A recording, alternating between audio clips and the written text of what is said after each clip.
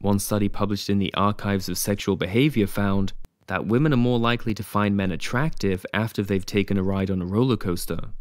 The study found that residual arousal from riding the roller coaster intensified the participants' later experience of attraction. In a follow-up study conducted by McKendree University, researchers discovered that feelings of physical arousal and attraction don't stem exclusively from fear and anxiety. The McKendree study noted that 15 minutes of exercise was enough to elevate a woman's adrenaline to the point where she was more likely to experience feelings of attraction for another person.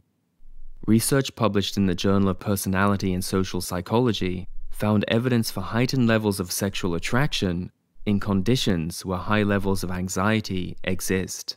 In one example, the study found that men and women are likely to throw caution to the wind and indulge in extremely promiscuous behavior during times of war. This desire for sexual intercourse arises not from a state of safety and security, but from a state of fear and anxiety. Because the purpose of humanity is to reproduce, an imminent threat to life triggers extreme levels of sexual desire to ensure the survival of the species. It is, however, still easy to activate this fear-sex response in women by injecting uncertainty and anxiety into a dying relationship. Part of the reason why so many people stay in toxic relationships stems from the fact that toxic relationships are the perfect breeding ground for anxiety.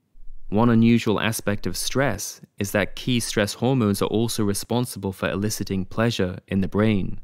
As a result, women can become addicted biochemically to stressful, negative, or life-threatening situations when they become hooked on the chemical release that occurs during stressful situations. This is the primary reason why a woman can be so angry and upset with a man, yet find him so attractive at the same time. Fear and dread are closely linked to human survival. Implementing dread game is a simple way to trick a woman's brain into thinking her survival is at stake.